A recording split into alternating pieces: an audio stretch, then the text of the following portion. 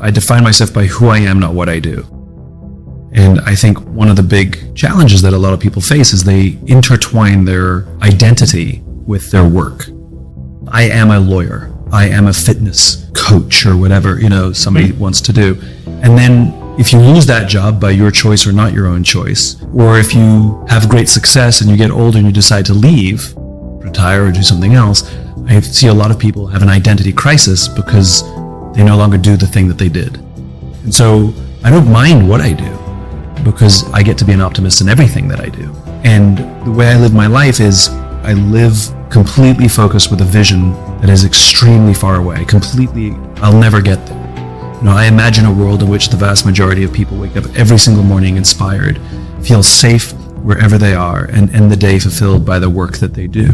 And for me, the objective is to figure out all the ways that I can to start moving closer and closer towards that world.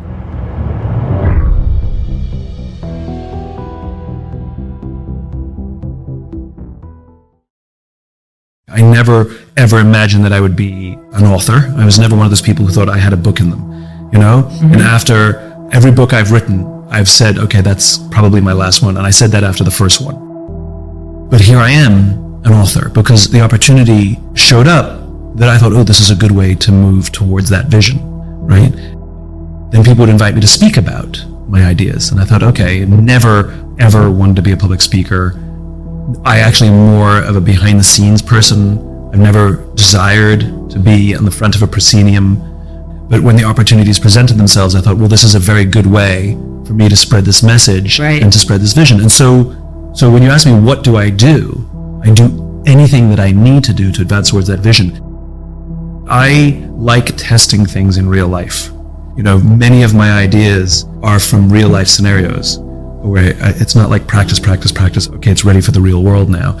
There have been more than one occasion where I've walked out on stage and go, okay, they brought me in to talk about this, but I'm having some new ideas. Are you guys okay if I try talking about this? It might completely fail. I just wanted to get some, and like people, especially you pick your audiences, you pick a room full of entrepreneurs, they're fine with it. And then I would try new things. I think what makes it work is very often when we do these things, we show up with a selfish disposition, right? I hope they like me. I hope they like my work. I hope they buy my book. I hope they go to my website. I hope they follow me on social media. And we act that way. People can tell. And so I've learned early to show up with a giver's mentality. I don't care if they like me. I don't care if they buy a book. I don't care if they follow me on social media or not. All I know is I have something that I think is really valuable, and I'm going to give it to you. I want to give it to you. And I believe I'm giving it to you with all of my gusto and all of my energy. And so I remember, people would apologize because they said there's going to be this size event and only half the number of people showed up and they're apologizing. And I know a lot of speakers who would get angry. You promised me this size audience. And I was like, well, I just feel sorry for the people who didn't show up because the people who did show up are going to get all of me. I hold back nothing. And I think when you show up with a giver's heart, and I literally will say that before I go out on the stage, I will literally say under my breath before I step on the stage, you're here to give. I will remind myself that what I'm about to do is an act of generosity. I think I have something pretty and I want to share it. And people can tell. And so you have a wide berth when you show up with a giver's heart. You can make mistakes and you can stumble over your words and you can talk a little bit too much like I am right now. And people are just fine with it. So I think, we're highly attuned social animals. And if you show up to give, you can, believe it or not, you can experiment a lot. Many years ago, I had a meeting at the Pentagon, of all places, with a big fancy general. And I was waiting in the foyer, just waiting for him. And somebody comes to get you. Yeah. And you have hallway talk, because walking quietly down a hallway is too uncomfortable. Yeah. And so you have hallway talk, which is nonsense. It's things like, how's, hot day out today? Or did you have an easy trip? Totally. And it's just nonsense. And as soon as you walk into the room, that ceases, right? Well, that's what happened to me. The general came to get me, and we were walking back to his office, and the hallway talk ensued.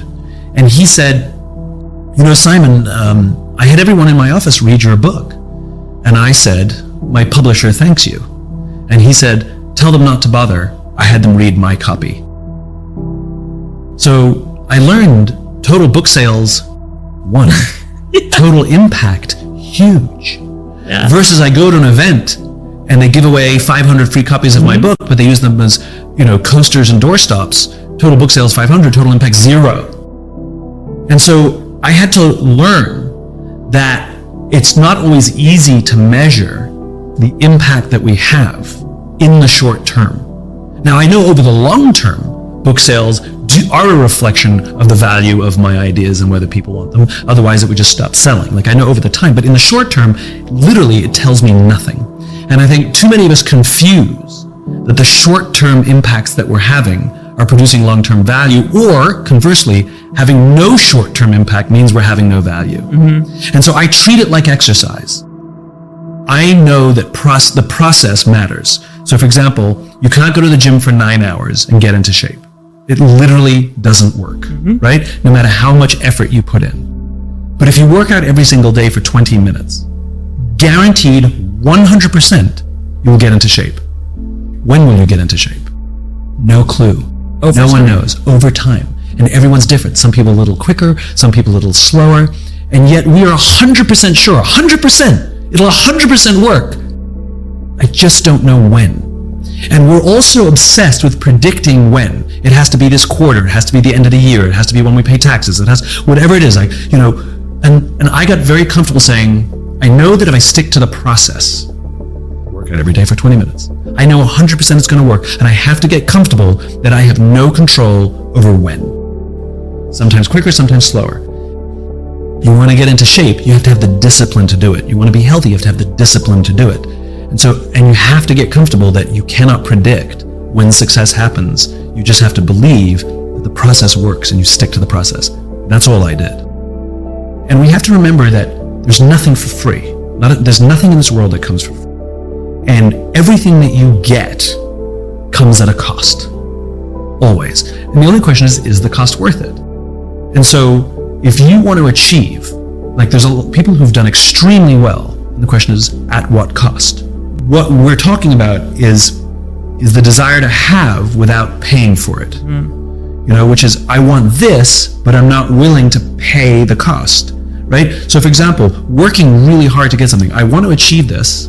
The cost is, I'm going to have a couple of sleepless nights. I'm going to work a little harder. I'm going to miss out on some social events. I might be a little bit exhausted now and then. But for me, that's worth the cost because of what I'm trying to accomplish. And so I think what we're seeing is a misunderstanding of the cost of benefit. And by the way, it's not for us to say whether the cost that was worth it to us is worth it to other people. Right. It may not be, right? And that's not for us to decide. I think where we do get to interject is, if you want to have something like what we've done, but you aren't willing to pay any cost and make any sacrifice, that's a complicated scenario, right? Because ain't nothing for free.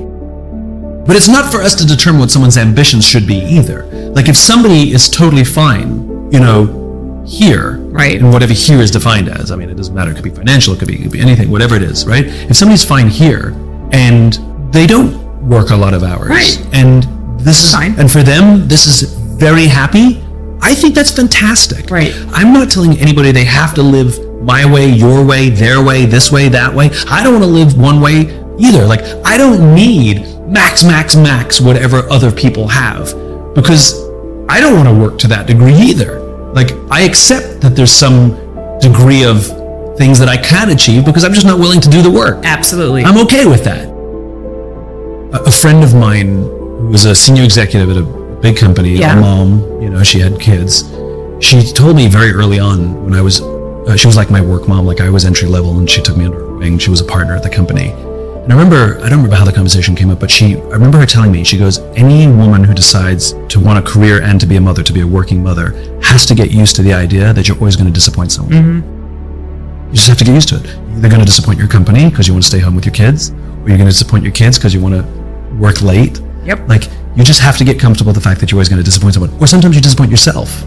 Like, but the point is what she was. There was another way of saying there's a cost for the choices I've made. And by the way, you can always change those choices too. Right. Like that's also on the table. Like none of these things are one and done. Right. Etched in stone. Etched in stone. Right. And I think that's one of the things that COVID did for a lot of us, which is we went back and reevaluated some of the choices we made and thought, ooh, I can recalibrate.